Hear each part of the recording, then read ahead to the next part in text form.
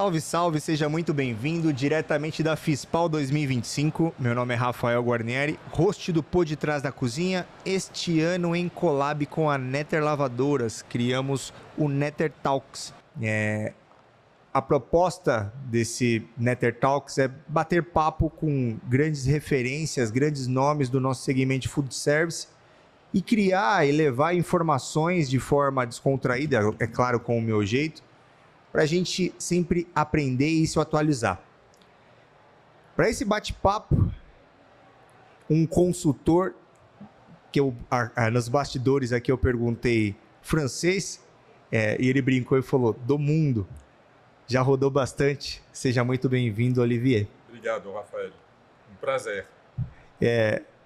Essa brincadeira do mundo ficou dos bastidores, mas a galera acho que vai entender no decorrer quando você contar um pouco da sua história. E eu gosto de entender um pouco da história, querendo saber como o Olivier teve esse contato. Eu não sei se com o food service, porque fica muito chique, né? O food service. Fica parecendo que a gente já começa ou com a cozinha em si. Você poderia me brevemente situar como que foi esse princípio? Eu, desde criança, queria ser chefe de cozinha, mas realmente, tá? Desde que o professor pergunta o que você quer fazer, eu sempre respondia chefe de cozinha. E nunca tinha trabalhado em cozinha, e ninguém na minha família tinha trabalhado em cozinha, mas eu sempre quis fazer isso. Então, como eu estudava bem, eu fui até onde eu podia ir estudando, e depois eu quis fazer então uma empresa que era gestor de empresa hoteleira, mais ou menos que era na França, tá? 4 anos, então eu estudei 4 anos, e durante esse período você tem que fazer estágio em hotel e restaurantes, tá? Então eu trabalhei em hotel e me dei conta que nunca iria ser chefe de cozinha. É um trabalho muito específico, e realmente não me enquadrei realmente nisso. Eu sou de uma geração também que o chefe era muito duro, era um trabalho ainda mais duro que hoje. Então eu fiz um estágio no Relais Château, na França, e realmente a única coisa que eu aprendi durante esse estágio é que eu não iria trabalhar na cozinha. Mas foi uma aprendizagem também, acho que é muito importante saber o que você quer e o que você não quer também, tá? Então não foi uma excelente, como falar, situação, mas pelo menos eu escolhi o food service, ou alimentos e bebidas, sem que seja dentro da cozinha. Mas sempre adorei e gostei da cozinha e sempre tive muito respeito pelos chefes de cozinha. Então, na verdade, a minha vida toda trabalhei com chefe de cozinha. Mas depois muito mais em gerente de alimentos e bebidas, diretor de hotel, eu fui diretor do Le Cordon Bleu também, eu fui diretor de produto para o Club Med, para a Europa. Então eu gerenciava o produto alimentos e bebidas para 40 resorts na Europa. Eu fiz então tudo no redor do alimentos e bebidas, tudo ligado com comida, mas nunca fui chefe de cozinha. Mas eu tenho muito respeito e eu amo realmente esse ramo da cozinha e amo boa comida. E para mim, boa comida não é só uma comida que tem sabor, não é só gastronomia, mas também é uma comida que faça bem para mente e corpo. Acho que é muito importante hoje em dia. E não só para mente e corpo também, para finalizar, mas também para o planeta. Acho que o maior gesto político que você tem hoje é sendo consumidor. Então, o que você compra, do jeito que você compra, do jeito que você transforma o mundo também. Então, está vendo que é uma visão muito ampla, tá? Mas eu acredito muito nisso. E casa muito com os nossos últimos 2 bate-papos, que, se eu não me engano, foi a Natália Cifuentes. Ela citou que 1/3 de tudo que a gente compra, a gente descarta. Ela fala como se... Ela deu um exemplo aqui pra gente que é como se a gente fizesse 3 pratos de comida em casa, eu, minha esposa e mais alguém, e um deles eu já raspasse direto pro lixo.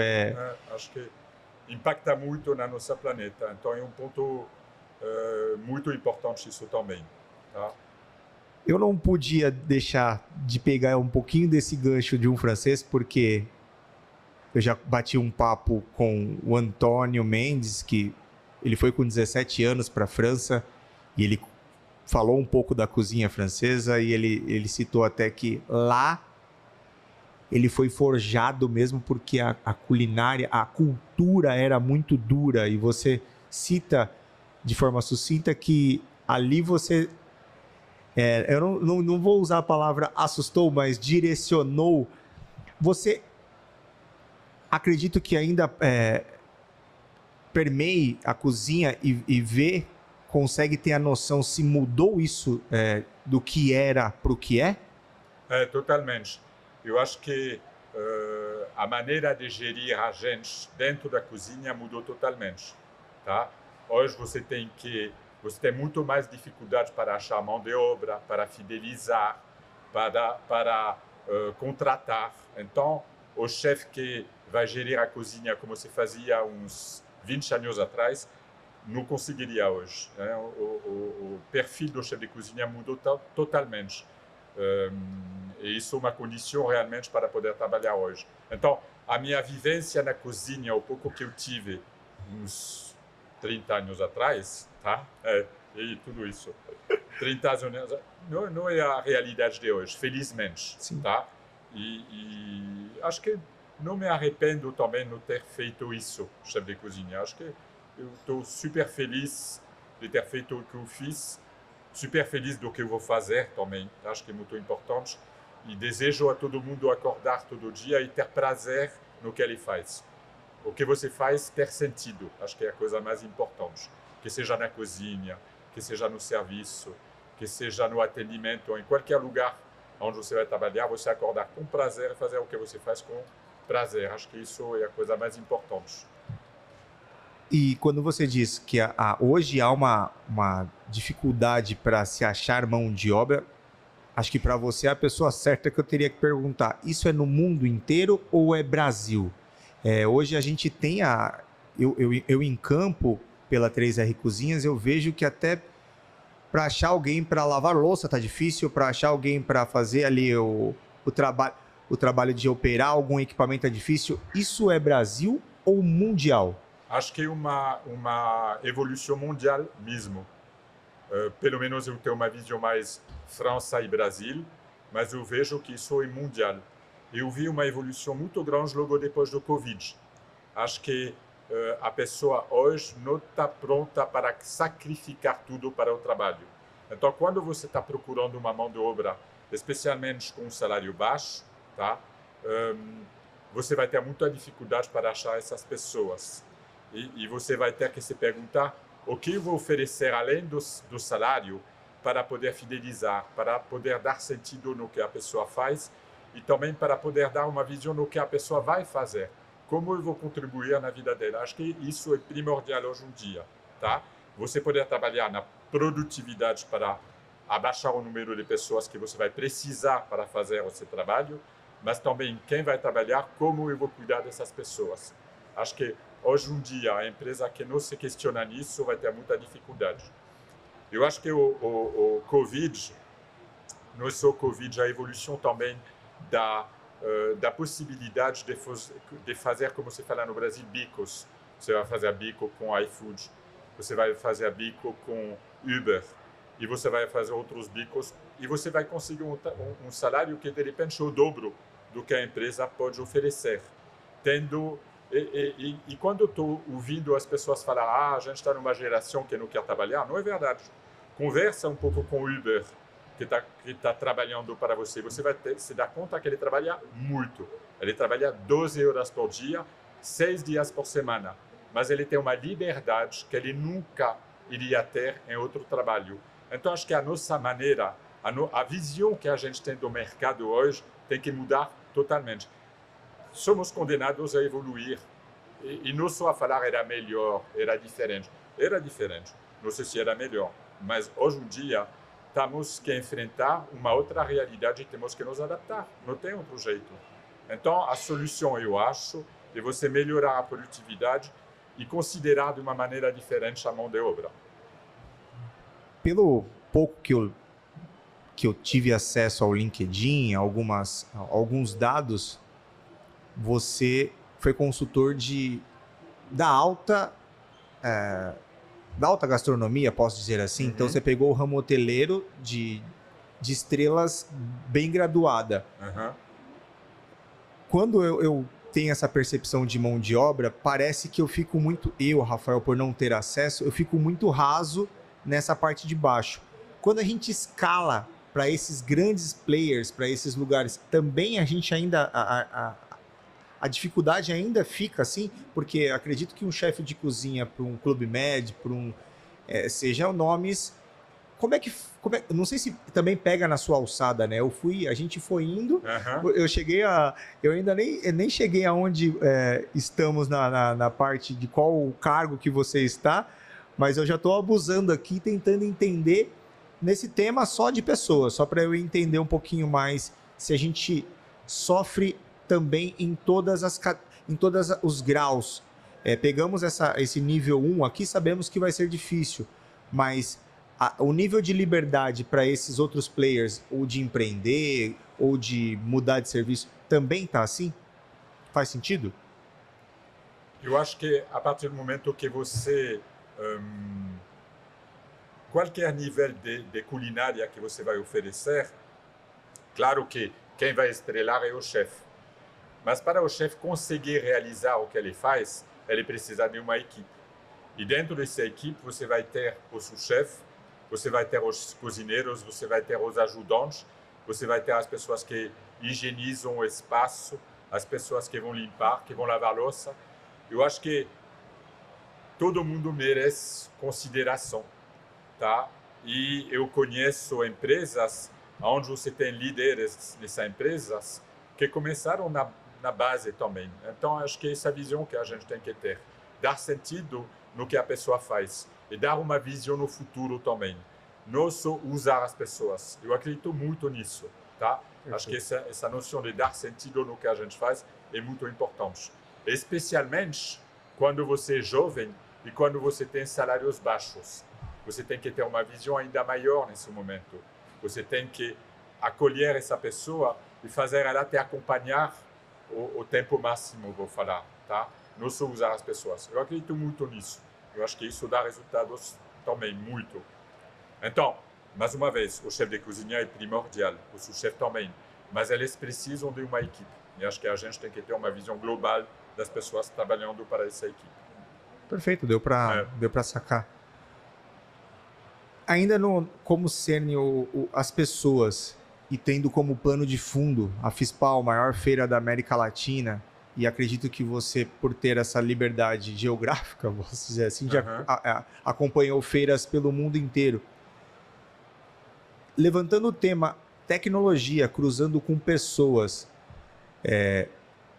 tendo culturas diferentes, como França, outros países, Japão, Brasil, como você acha que a gente está, Brasil, olhando para, ou pode até falar das outras culturas mundiais, como que está esse cruzamento do que está chegando de tecnologia para a cultura das pessoas ou para o encaixe com pessoas? Você acha que está de fluidez natural? Porque a gente tem um celular, se eu der para o meu filho de 3 anos, parece que é intuitivo. Mas eu não sei, conversei ontem com o chefe Carrilho, ele falou, a galera tá falando de IA, mas eu não sei usar o Excel de repente. Então, eu gosto de entender de uma pessoa daqui falando, poxa, de repente era para a gente estar aprendendo coisas muito mais básicas e ter uma noção de pessoas de outro patamar para saber como que você olha para essa cultura e o cruzamento com pessoas. Eu acho que vai sempre ter menos diferenças mundialmente, porque a gente está numa mundialização total. Então, imagino que o fato cultural vai sempre ser menos importante. A única diferença que você vai ter, na verdade, é o custo da mão de obra, que vai impactar mais. Mas até isso, acho que isso vai se amenizando também, tá? A gente está vendo isso na economia mundial. Acho que de qualquer país onde você trabalha hoje, é o caso do Brasil também, e não era o caso. Quando eu cheguei no Brasil uns 20 ou 25 anos atrás, você tinha o dobro das pessoas na cozinha que tem hoje, tá? Porque o salário estava super baixo. Então você compensava a falta de produtividade com o número de pessoas. Hoje em dia é diferente. Além de você pagar, de pagar mais, você tem uma mão de obra mais exigente, tá? Você tem mais dificuldades para fidelizar essa mão de obra. Então você tem que investir em tecnologia também para compensar. Você tem que aumentar a sua produtividade para ter um número de gente trabalhando menor. Então você está condenado nisso, na verdade. Não tem outro jeito de fazer. E todas as empresas estão fazendo isso. Então acho que você tem que trabalhar em tecnologia. A tecnologia, eu falaria pesada, estou falando na cozinha, em forno, em maneira de produzir de uma maneira mais eficiente. Você tem que trabalhar também, acho que IA tem uma perspectiva imensa também até na hoteleria, sem dúvida nenhuma. A gente tem que sempre entender um pouco melhor como isso funciona. E você tem a mão de obra que você tem que qualificar mais, fidelizar mais, acompanhar mais também. Eles ser parceiros no seu negócio. Acho que isso é muito importante. Então, na verdade, são 3 ganchos. Mão de obra, sem dúvida, tecnologia, e estou falando de IA, mas estou falando não só de IA, estou falando de redes sociais, de comunicação, de tudo isso tem que fazer parte totalmente do nosso negócio hoje. Tá? Então, uma empresa moderna, uma empresa que quer evoluir, tem que trabalhar nesses 3, sem dúvida nenhuma. Só por curiosidade, acredito que a sua vivência maior é com o ramo hoteleiro. E para a galera que às vezes está escutando, trabalha com um restaurante pequeno ou em delivery, dark kitchen, ela não tem noção de volume. Porque a gente está aqui falando de tecnologia, por que eu vou colocar um forno? De repente ele finaliza ali.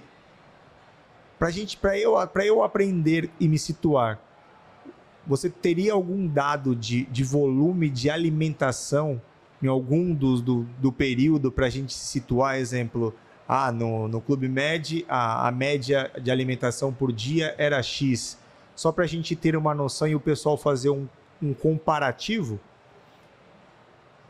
Eu trabalhei, por exemplo, para o Clube Med, faz um tempo que eu saí do Clube Med, mas a gente, no resort do Clube Med, você tem diariamente, para cada refeição, 800 pessoas que vão ter café da manhã, almoço e jantar, por exemplo. Eu trabalho hoje bastante, eu presto serviços para rede hospitalar. Dentro de um hospital, você vai fabricar, você vai produzir por refeição mais de 1000 refeições. Então, são quantidades muito grandes. Então, você tem que ter tecnologia. Tá? Isso eu queria exatamente esse número para o pessoal entender, porque cada exemplo, o chefe Carrilho que veio aqui ontem, ele trabalha com Ramon. Uhum. E o atendimento dele, o volume é específico, é muito diferente, é muito desproporcional, é outro mundo para o que você está falando. Então, ele de repente ele ia falar da tecnologia com um olhar. No seu caso, a tecnologia não é que ela vem para gourmetizar. Sem ela, eu acho que quase... acho que não. Seria impossível entregar 1000 refeições, exemplo, num hospital, sem um forno combinado. Exatamente. Isso a gente pode... Totalmente. A gente pode frincar. Nessas andanças de hospital, hotel, feiras, você tem algo que você vê que a tecnologia... Porque você... Desculpa falar dessa forma, você já está há muitos anos no segmento, Uhum. Você viu a evolução da coisa mudando. Você acha que a virada de chave da tecnologia, você lembra qual equipamento você consegue ter essa sensação de, nossa, aqui a gente não tinha o forno combinado, quando ele entrou, mudou, a lavadora de louça, você tem essa lembrança? Eu não lembro de um produto especificamente, mas acho que em qualquer coisa que seja forno, que seja... E a gente está falando de forno, mas podemos falar também do Ivario, não sei se você conhece o Ivario, por exemplo, que é uma evolução muito grande também na cozinha. São ferramentas realmente que te permitem produzir em muito grandes quantidades, mas com qualidade também. Acho que isso é importante, tanto no cozimento, tanto na parte da higiene, tanto na parte da produtividade. Tudo isso tem que funcionar em paralelo. Tá? Acho que não é porque você produz em grande quantidade que você não vai produzir qualidade. Tá? Estou trabalhando para a rede hospitalar de muito alto nível em termos de gastronomia, e a gente está produzindo realmente a quantidade que eu acabei de falar, mas gastronomizando mesmo o que o paciente vai poder comer. Tá? É uma mudança totalmente do paradigma da comida hospitalar que a gente está mudando. E para isso você precisa de gente, você precisa de profissionais, mas você precisa muito de tecnologia também. Eu entendi, porque eu foquei muito no volume, foquei muito num viés, e você matou a charada, porque não é só produzir, tem que ter qualidade e uniformidade, né? Que eu acho que é um cruzamento bem difícil. Uma padronização, e para isso você precisa de processos. Isso é um ponto-chave. Tá? Eu gosto muito de trabalhar em processo. Sem processo, você não vai conseguir melhorar essa produtividade, você não vai conseguir ter essa qualidade e você não vai conseguir manter uma padronização de qualidade. O processo é chave nisso.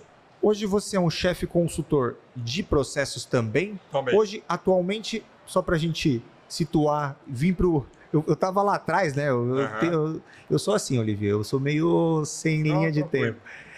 Hoje, Olivier, ele se resumiria em chefe, um consultor de processos e alimentos ou processos e serviços? Como seria? Processos e serviços, tá?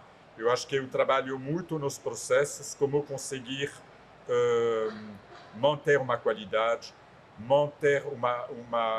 melhorar a produtividade, manter um padrão. Isso você precisa de processos, tá? E de serviço. Acho que tem 3 P's na qualidade, tá? Até qualidade, ela passa por processo. Você não tem qualidade sem processo, não existe, tá? Porque nesse caso a qualidade vai depender de quê? Da pessoa. Então, o dia que a pessoa sai da empresa, não tem mais qualidade. A qualidade numa empresa boa depende do processo, tá? Isso é muito importante. Né? Então, o processo é chave nesse trabalho. E trabalhar em qualidade também. Acho que isso... Então, lá você vai trabalhar nas fichas técnicas com o chefe, você vai trabalhar no sabor, você vai trabalhar na apresentação, você vai trabalhar na louça, tá? Na percepção de qualidade do cliente. Então, é um processo complexo, mas você tem que estabelecer normas para poder manter isso no tempo, tá? E que essa qualidade não possa depender das pessoas. Isso é uma dificuldade um pouco culturalmente, ainda no Brasil, de manter processos. Tá? Curiosidade minha, não sei se você pode me ajudar. Eu entendi o que um consultor faz, você me explicou, mas me parece ser demorado esse trabalho. Em média, para um hospital, quanto tempo demoraria para um consultor falar, em média, claro, e começo e fim, que deve ter um fim, uma hora... era para ser, né? Tender a ficar sozinho. Quanto tempo demoraria? Depende, na verdade, do objetivo que você vai doar. Qual é o objetivo que você tem? E, em função desse objetivo, você vai definir uma estratégia, tá? Mas como o mercado está evoluindo, como as ferramentas que você tem estão evoluindo, o seu objetivo vai evoluindo também. As suas metas financeiras vão evoluir, você vai modificar o seu objetivo. Então, você tem que sempre mudar a estratégia para continuar tendo resultados. Então, tem empresas que eu trabalho há 10 anos, tem empresas que eu faço um trabalho muito bem definido. Olha, queremos isso, como vamos conseguir? Eu gosto muito de definir o processo e de acompanhar na realização desse processo, porque eu acho muito fácil você fazer uma apresentação, você fazer uma tabela Excel. A complexidade nisso e como fazer isso acontecer. O que eu gosto é fazer isso acontecer. Tá? Então é por isso que eu presto serviço mais tempo, porque eu faço o negócio acontecer. Eu vou me comprometer a isso acontecer. Não é só um discurso. Sim, porque aí você acompanha, mede Exatamente. e valida Exatamente. e ajusta como se fosse um PDCA ali Perfeito. Isso. Foi difícil? Primeiro podcast? O primeiro podcast. Foi um bate-papo. Não é difícil por quê? Porque eu gosto do que eu faço. E você também é uma pessoa curiosa.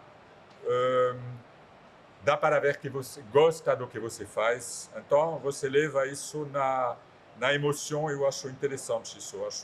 Acho legal. A gente está falando de processos, a gente está falando de qualidade de trabalho, mas a gente está falando isso de uma maneira leve. Então, acho que foi super fácil, super agradável e espero agregar um pouco no trabalho que você está fazendo. Agregou demais. E se você, até o Olivier já falou que a gente está fazendo isso direito. Então, se você não se inscreveu ainda, essa eu acho que é a hora de se inscrever para a gente conseguir levar um pouco de conteúdo para muito mais pessoas. Esse foi o Nether Talks número 9 ou 10, Belo? Já estamos se perdendo no último dia de feira. Tem uma coisa que eu queria acrescentar para você também. Opa! Eu acho que um dia com essas redes sociais, esses podcasts que você tem, esse YouTube, especialmente na área da cozinha, da culinária. Antigamente você tinha que fazer uma escola para poder evoluir.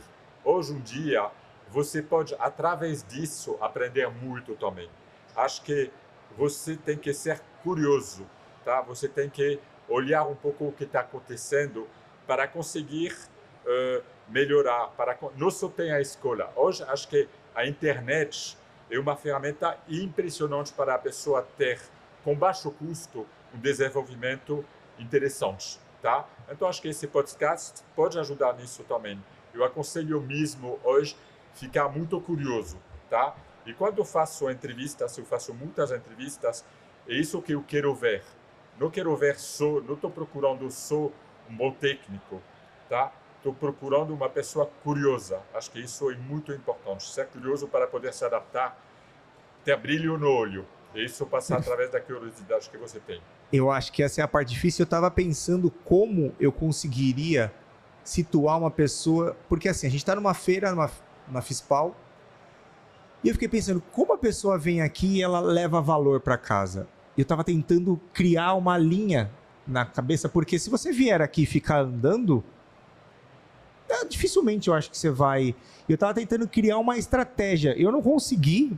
Espero que até o final do meu último podcast eu consiga, mas eu acho que a pessoa tem que vir focada num tema e ela encostar nesse local da feira e tentar ser curiosa com um fabricante, com um palestrante, até mesmo, de repente, com alguém que ela encontrou num corredor, num bate-papo com um grupo de pessoas e tentar fazer o que a gente está tentando fazer aqui. Exatamente. E sempre ficar curioso. Hoje eu tenho quase 60 anos, estou no final da minha carreira, mas todo dia eu tento aprender, todo dia eu tento escutar. Eu adoro trabalhar com jovem também, tá? Porque acho muito interessante isso. É isso que te faz acordar com gás, sabe? Com energia positiva. Acho que, mais uma vez, a gente volta quase na primeira palavra que a gente usa, é dar sentido no que a gente faz, tá? E não tem receita para isso. Cada um vai achar o que dá sentido para você. Mas quando você é jovem, você tem um sonho, você acreditar e fazer tudo para chegar nisso, tá? E participar de uma feira dessa pode ajudar também, tá? Mas essa curiosidade, ela é primordial, ela é super importante, tá? E quero falar realmente, se estou no LinkedIn, tá? Se pessoas, ajudantes de cozinha, cozinheiros, sous-chefes, estão a fim de trabalhar, estão procurando trabalho, estamos recrutando, estamos procurando profissionais com objetivo, com energia, com positividade, querendo crescer. estou à disposição para ajudar nesse sentido também. E qual o canal que a pessoa poderia enviar o currículo ou achar essas vagas para você? Olivier Boucher, eu acho que está escrito em algum lugar por aqui. Procurar no LinkedIn, deve ter meu e-mail, e passar CV através desse e-mail. Vou dar continuidade com certeza, porque estamos procurando gente, especialmente para as redes hospitalares, tá? Que é uma rede nova, que de repente não é tão atrativa para um grande profissional da culinária, mas hoje em dia está se desenvolvendo bastante, tá? E estamos tentando recrutar bastante pessoas nos hospitais como ajudantes, cozinheiros, sous-chef e chefe de cozinha também. Então, tem várias oportunidades nesse ramo. Flutuamos desde cultura a curiosidades e até vagas de emprego. Esse bate-papo acho que foi completo, não tem do que reclamar. Dá para fazer mais, se você quer. Pessoas apaixonadas sempre dá mais para fazer. Olivier, obrigado demais por esse bate-papo. Não vou te travar mais para a gente curtir a feira. Aguardo vocês no próximo. Rafael Guarnieri, te vejo lá. Valeu. Tchau, tchau.